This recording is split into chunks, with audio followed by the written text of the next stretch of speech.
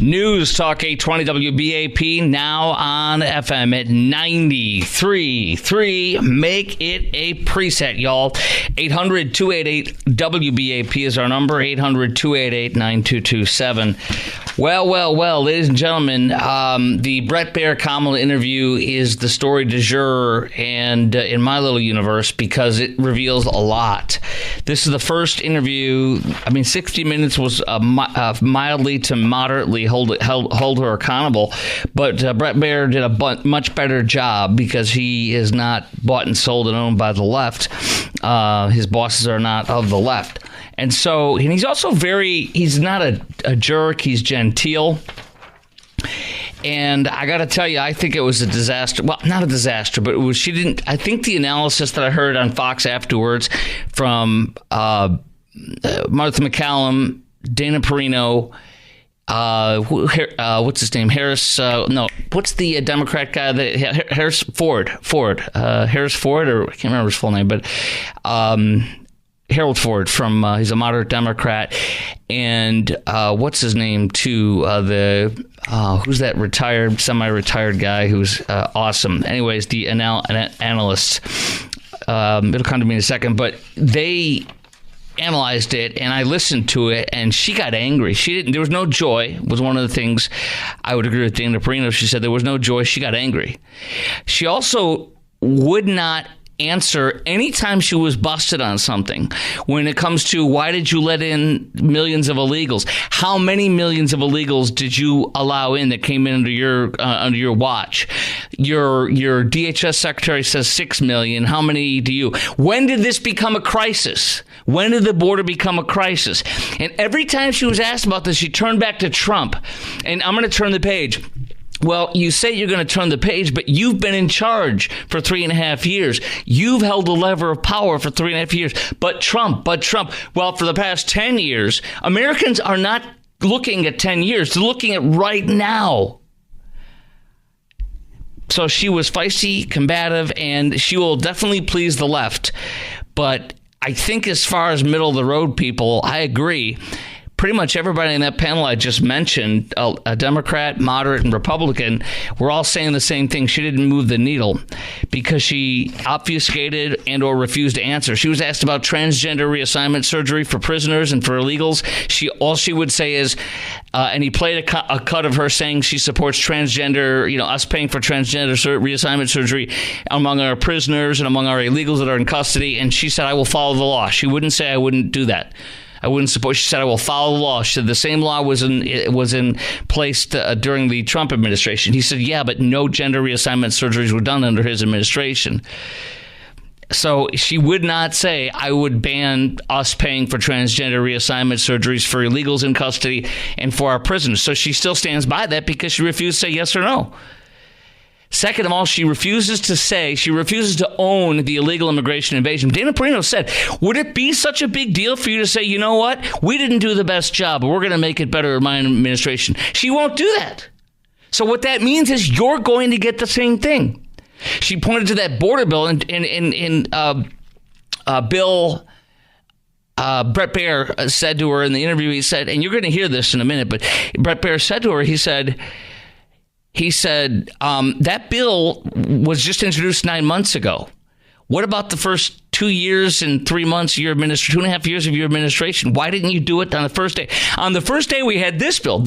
That bill was an amnesty bill that would give 11 million illegals that she's allowed in that are in our country amnesty. It was not a border bill. And he also said 6 Democrats voted against her panacea of a border bill from 9 months ago, or from 6 months ago. And he said it would allow in 1.8 million illegals per year.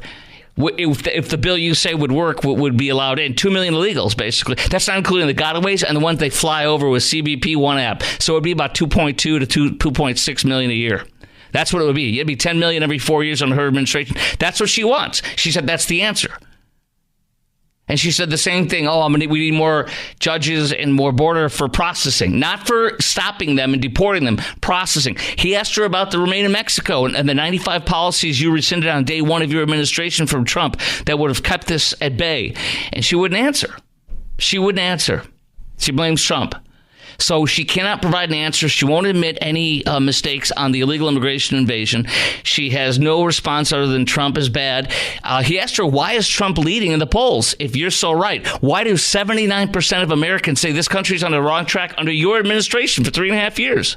She points back to 10 years. Isn't that amazing? Perhaps that's why in the Fox News poll today that just came out of likely voters, Trump now has a lead of 52 to 48. 52 to 50, I believe. He's leading Kamala, 52 to 48. He's leading Kamala now by 2 points. Or 50, whatever. He's 2 points above her now. He has a 2-point lead for the first time. Second of all, he is at the highest approval rating of his whole entire presidency right now, 53% approval rating. She's trending in the wrong direction. Now, I'll have to double check because the headline is Fox News poll Trump ahead by 2 points nationally. There's some numbers that might not be as good that we'd want to see, but I'll share what I got with you. But I want to play the audio, too.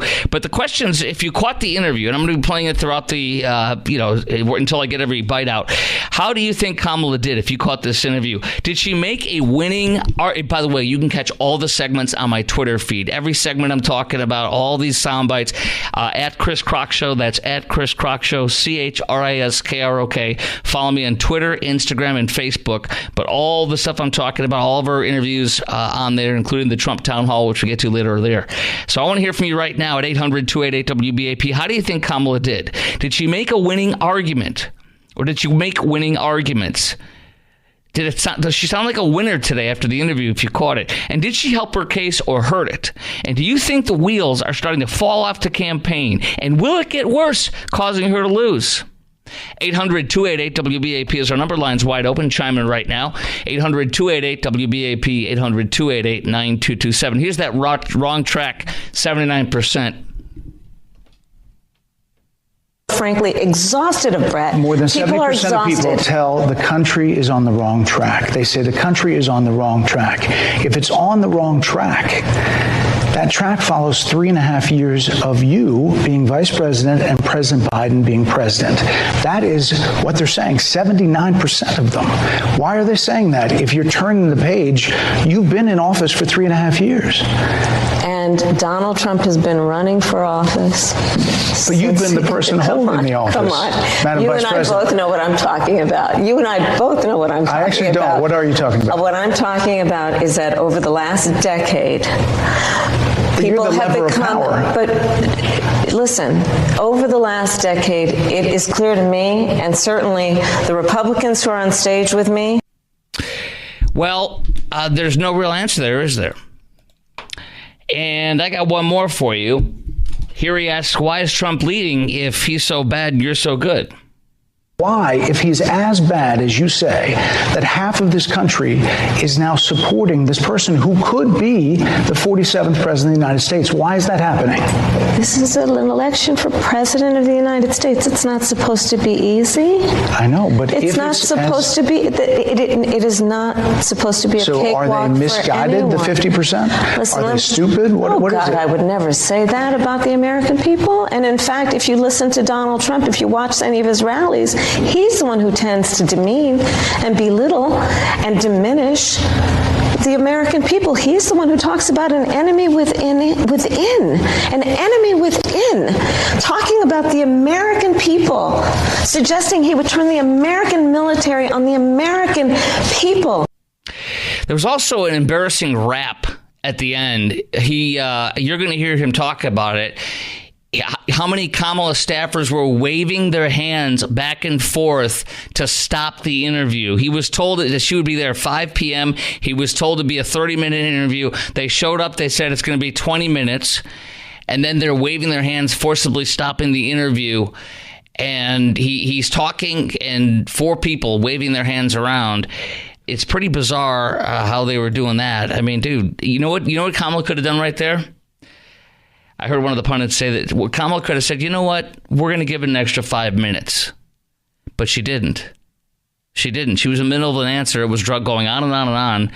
And she didn't do that. She just said, well, then goodbye. She didn't say it rudely, but she said, wrapped it up. We're going to talk to Lou in Dallas about whether the interview changed anything for him. He has seen it. I'm going to play a bunch more sound bites. I got about 6 more, including Biden's mental faculties. Why didn't you, when did you know that his faculties were bad? Because she's talking about Trump being unstable. So much more, too. We got 4 lines open, chiming right now. How do you think Kamala did? Did she make a winning argument? Did she come across like a winner? Is she coming across like a winner here? And did she help her case or hurt it? And do you think the wheels are falling off her campaign, or will it get worse, causing her to lose? That is next. 800-288-WBAP, 800-288-9227. You hear some more of this great audio, including Biden's mental faculties right out of the box, and what Brett Baier said after the interview about all these people waving, telling her, trying to stop the interview in a kind of an odd, over-the-top way. That's coming up at 16 minutes after the hour on News Talk 820 WBAP, and now on FM at 93.3. We're supposed to start at 5 p.m. This was the time they gave us. Originally, we were going to do 25 or 30 minutes. They came in and said, well, maybe 20. So it was already getting whittled down. And then the vice president showed up about 5:15. We were pushing the envelope to be able to turn it around for the top of the 6 o'clock. So that's how it started. And I could tell when we started talking that she was going to be tough to redirect without me trying to interrupt. I did this with President Obama. At one point, I just said, Mr. President, I know you like the filibuster. I just didn't even have the chance to sometimes redirect in those ways. And there's this. Dana, you've been on the other side. You've been on the rapper as a press secretary interviewing a president. And, I'm talking like 4 people waving their hands like it's got to stop. So, Martha, I had to dismount there at the end. There's so many things, and she maybe should do more of these. Madam Vice President, and they're giving me a hard rap. Well, I thank you for the time. I thank you for the time. It's good to meet you. Thank you. She's like, thank goodness I'm done. You heard she was talking, and then she's, well, thank you for your time. She's like, thank goodness, because she was rambling at that point. How do you think Kamala did in her interview today? It was actually a 20-minute sit-down instead of 30. Did she make a winning argument? Do you hear that? Did she sound like a winner? Did she help her case or hurt it? And do you think the wheels are starting to fall off the campaign? And will it get worse, causing her to lose? 800-288-WBAP is her number, 800-288-9227. Chime in right now. 4 lines open. This is News Talk 820 WBAP, and now on FM at 93.3. Chris Kroc Show. Lou in Dallas, WBAP. Hey, good to talk to you. Talk to you. Yes, I did listen to the whole interview and then the post-interview on Fox with the other analysts there, too. But, yeah, I would say she did not move the needle at all. She's as useful as a parachute in a submarine. If you're a undecided voter, which I don't know who those people may be, we're all trying to figure that out. But it's not a good look to not have an answer on immigration, not have an answer on inflation, not have a specific. Go to my website. 80 pages. Go to my website. Go to my website. Go listen to my talking heads. Go explain what I cannot explain by looking at my website. Yeah, actually, I'm here to talk to you. I thought Brett did a great job, and he wasn't rude. She did a great job because I think she exposed herself. I think she did a wonderful job for all of America. I think she did an awesome job. That's who she is. It's not inconsistent with her character, her history, her voting record, her reality, and everything about her. So why couldn't she just answer of what she's going to do differently than Joe Biden? He played audio of Joe Biden, her saying, I'm not Joe Biden. Would you do any differently the Biden administration? Nothing I can think of off the top of my head. And then when he asked her, well, then what will you do differently? After he played those two, showing she won't do anything different from Biden, she goes, this will not be a continuation of the Biden administration. And then she went back to her 2 talking points, $50,000 for startup business tax credit and $25,000 for new houses, which is going to drive up the cost of houses $25,000, and everybody getting $25,000 for their first house still can't afford to make a $3,300 a month mortgage payment when it was $1,700 under Trump. Exactly. So you're going to get... Yeah, go ahead. She did a beautiful job. She did exactly who she is. Well, you hear people like Dana Perino and Brit Hume. That was the other guy, Brit Hume. And when you hear Brit Hume and Dana Perino say, and they're not, Hume is not a Trump fan. When you hear them say, yes, you could literally give answers. When you don't give answers to the most important thing of the economy and immigration and what you would do differently, and you obfuscate, and you won't even answer the question on transgender surgeries, you obfuscate. Well, then what are the people to be led to believe? I mean, it's not good. Well, Brit Hume is a very thoughtful. I like him a lot in his own right. But the most damning things were several, including when not Brit, but when Brett was and Fox was putting up 51 million, 37 billion orders of magnitude matter. And he's trying to ask, you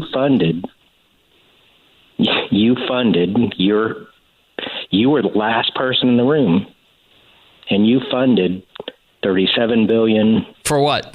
You mean for what? For the Iran.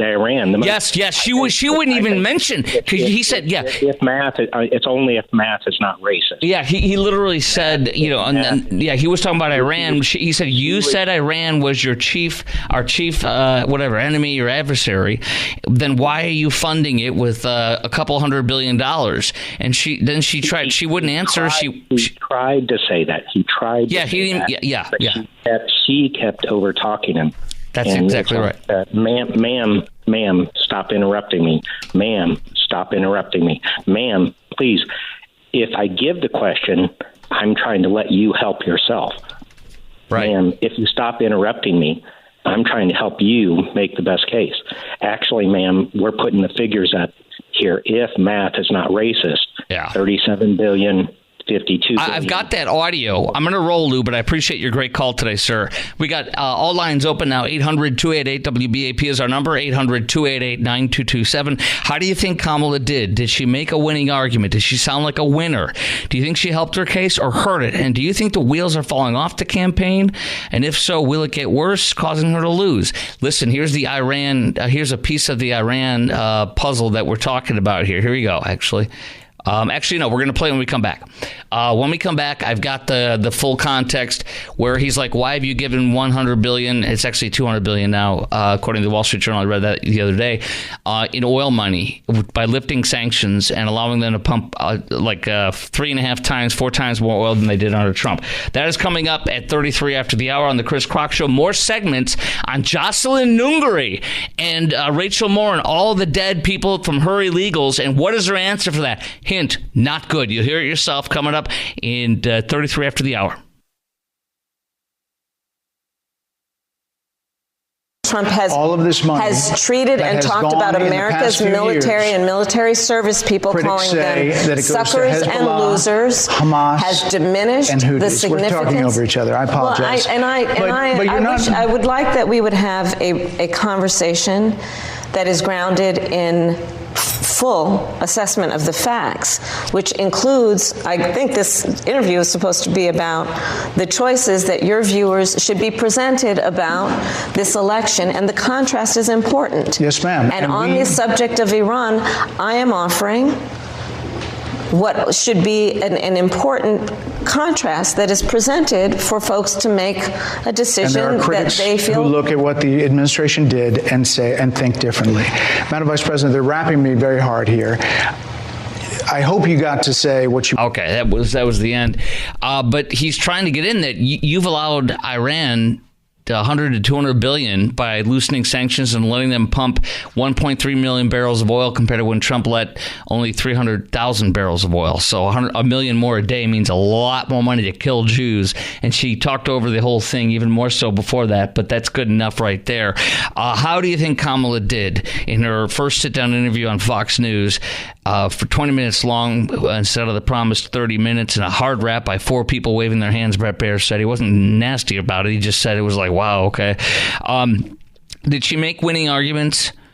Does she sound like a winner? She come across as a winner in this. Dana Perino said there was no joy. Where was the joy that she talked about? There was anger. There was some serious anger. Some of it may have been righteous. If you're a Democrat, you're like, yeah, but that's not who they're trying to get. Do you think the wheels are did this interview help or hurt her case, do you think? And it's funny because everybody on the panelist, including a Kamala voter, Ford, what is his name again? Harold Ford, Democrat. He's a great guy. I love the guy. He's a Democrat anybody could work with unless they're a jerk. And he's like, yeah, he agreed with almost everything all the Republicans said, that she didn't move the needle, that she needs to be to admit more and to give better answers and not obfuscate as much. But let's continue on, because I want to you're going to hear him confront her about Jocelyn Nungare, the mother, and Rachel Morin, and one of the Laken Riley. And will you apologize to them? Do you owe them, that kind of, and she even quotes Clinton saying, Clinton said yesterday at an event promoting you in Georgia that Laken Riley would be alive if they were vetted better by your administration. What did she say? I'll give you a hint. It wasn't a good answer. But first, I want to hear from you. 800-288-WBAP. Lines wide open. Chime in right now. We got 6 minutes to take your call. We'll get you right on. 800-288-WBAP is our number. 800-288-9227. And here it is on Jocelyn Nungare and all the women, and you'll hear some sound bites he plays for her too. There's two of these sound bites I want to play for you, one at a time. Here you go. Hold on. Da-da-da. Turn the volume back up on that one. Okay.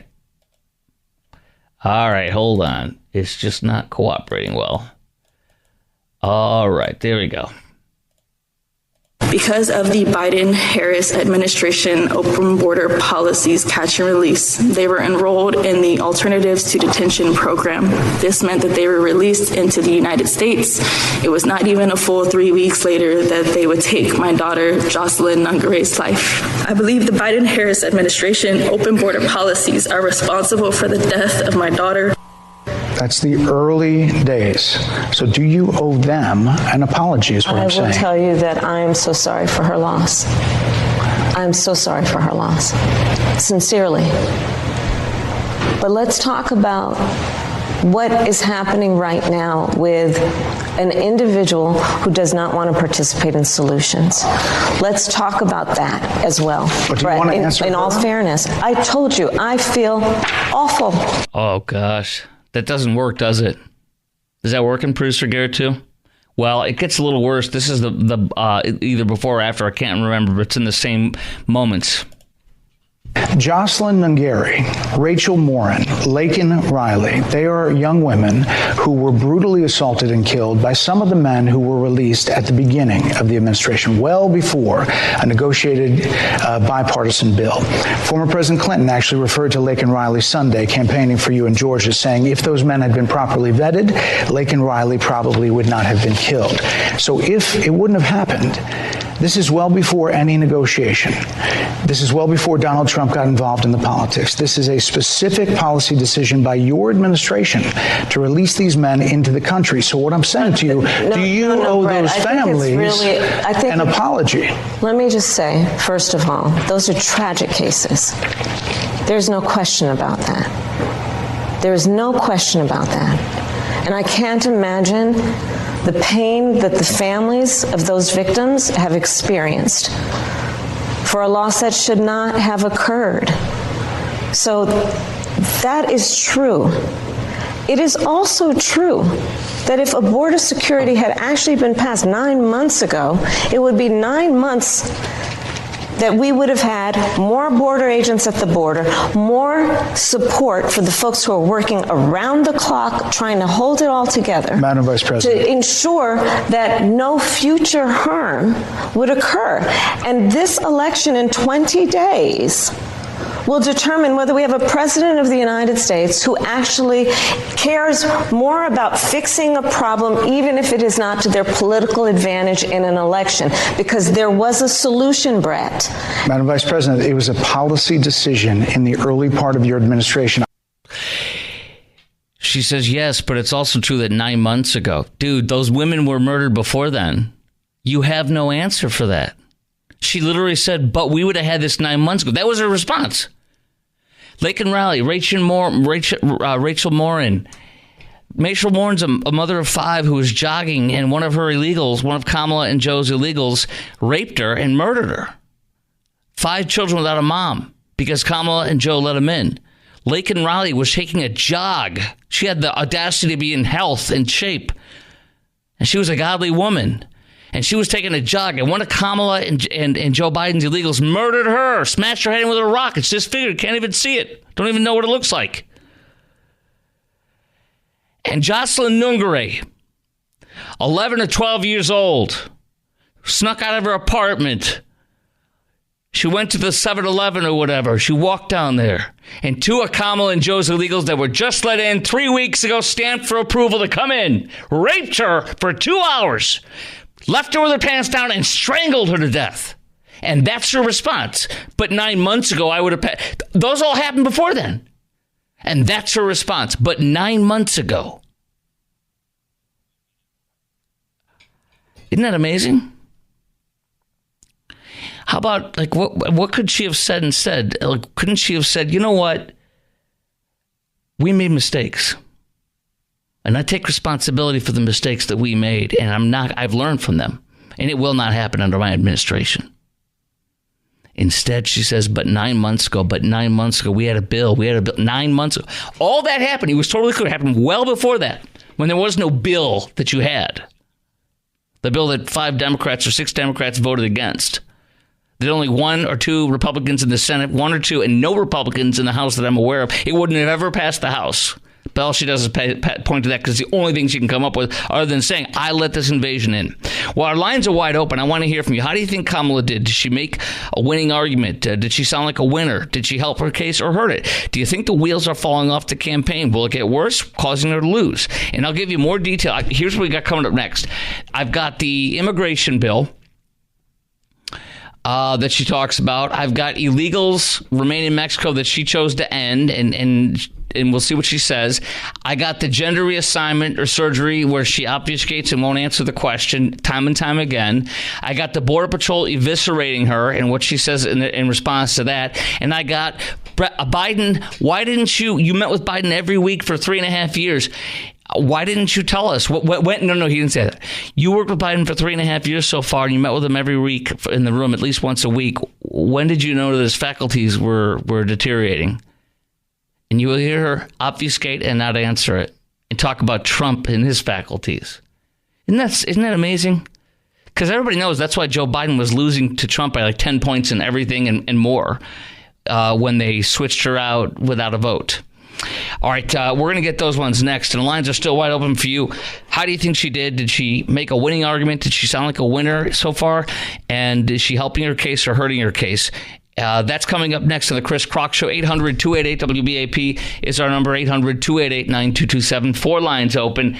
As I said, the biggest ones we have are immigration and more of her responses, Border Patrol attacking her response, gender reassignment surgeries, and Biden's mental faculties. All next. Boom, boom, boom. Chris Kroc Show. That's at 46 after the hour on Chris Kroc Show, News Talk 820 WBAP, and now on FM at 93.3. 800-288-WBAP is our number, 800-288-9227.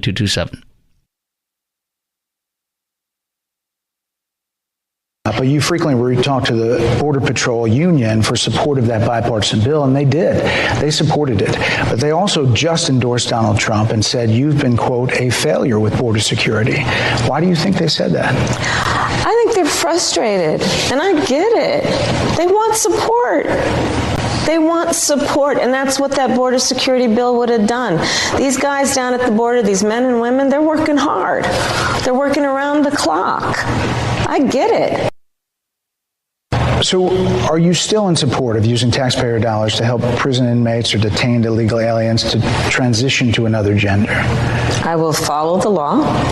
And it's a law that Donald Trump actually followed. You're probably familiar with, now it's a public report, that under Donald Trump's administration, these surgeries were available on a medical necessity basis to people in the federal prison system. And I think, frankly, that ad from the Trump campaign is a little bit of like throwing, stones when you're living in a glass house. The Trump aides say that he never advocated for that prison policy and no gender transition transition surgeries you know what? You got to take responsible for what happened in your administration. Yeah, no surgeries happened in his presidency. It's in black and white. Would you still advocate for using taxpayer dollars for gender reassignment surgeries? I will follow the law, just as I think Donald Trump would say he did. You would have a say as president. Like I said, I think he spent $20 million on those ads, trying to create a sense of fear in the voters. Now, she will not answer it. And you have pundits like Curtis Houck saying that literally is going to be the one single thing that could hurt her badly in this interview. My friend Eric Erickson, who doesn't always, he'll sear people that I think are great or sear things that I think are wrong, say things. But he said this: guys, stop being stupid. No one gives an S what you, a Kamala Harris hater, think about that interview. Of course you hate it, and I think she did terribly.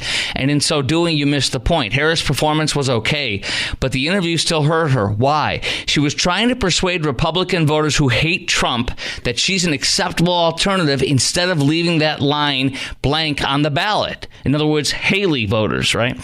She failed because of her terrible immigration answer and her lack of reassurance that she isn't as progressive as she seems. That's very true. And the interview went on. As it went on, her answers improved as she realized this would be no softball interview. Even though her performance was okay, the interview worked against her because Harris and her team clearly do not understand Republican voters who hate Trump but do not automatically default to her. And by reaching those people, was the sole purpose of the interview. And I agree. There are more Democrats that watch Fox News than any other network. There are more independents that watch Fox News than any other network. And there are more Republicans that watch Fox News than any other network. So there is no network that gets more Democrats than independent viewers watching. And she did not act the way or answer the way she should have. And I think he's right. Brooke in Frisco, WBAP, you're on. Hi, how are you? Good, how are you? For having me on. Welcome. Okay, she's a moron. Okay.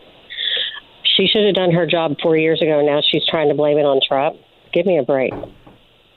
What do you think about the fact that she's not trying to change your mind and my mind? She won't. She's trying to change the Trump-hating Nikki Haley voters, the Trump-hating, people that are like, Liz Cheney's right, he's evil, wanting to change their minds. Do you think she moved the needle in those people's minds? I hope not, but these people are so ignorant. They're going to listen to all the lies. So she doesn't talk about her own policies. All she does is gets up there and talks about Trump because she has nothing to talk about when it comes to her own policies. All she can do is say, this is Trump's fault that they're having this issue at the border.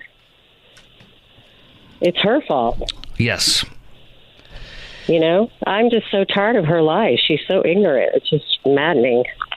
Yeah, I'm looking at some interesting polls coming in right now on Fox. Insider advantage in Georgia, he's up by 2. North Carolina, he's up by 2. And in brand new polls, and there was one in Milwaukee out of Marquette University Law School. Well, Marquette University, they have a law school, but it's a university, and I believe he was up in that one in Wisconsin. So it's very interesting. The race continues to move in his favor ever so slightly, and the trend is on his side. And you see the poly market, betting markets moving towards on his side more and more, like to the upper 50s and early to mid 60s range. And you see revered Democrat pollsters for the New York Times and stuff, people like Nate Silver, that they're almost at an exact tie, but she's trending downward because she used to be ahead, and now in his polls, his analysis, and then Trump is trending upward, and now he's just behind her by like 0.4%, and I wonder if today it's even, because it's going to continue that way for now. And you look at polling about one of the polls right now about right track, wrong track. Marquette has a 57% on wrong track on the polls. So, and you have all sorts of stuff. It's crazy. And Trump's up by 2 now in the Fox News poll overall likely voters nationally. But here's the thing, too, that you and I have to remember. They're saying that he's behind on these swing states as a whole by 6 points today. Mm-hmm. But they're also saying some analysis that says, first of all, this is a reversal from last month where she was ahead by 2 in the Fox News likely voter poll. And she was ahead by 2 last month, and everything is going in the wrong direction for her. Lowest support since becoming the nominee among black voters. She only has 67%. College graduates, only 49%. Voters 65 and older, only 47%. College degree whites, 46%. Overall, the movement towards Trump is subtle but potentially consequential, says the Democrat pollster who does the Fox News poll, especially if he is making gains among college-educated voters. I've got more on this, and it's just not too good for her. I appreciate your call tonight, Brooke. Thank you. We have several lines open. We're all wide open right now. I've got more audio to play of Kamala's interview with Brett Baier tonight, and I think that's right. She did okay, but she did not win over any moderates at all.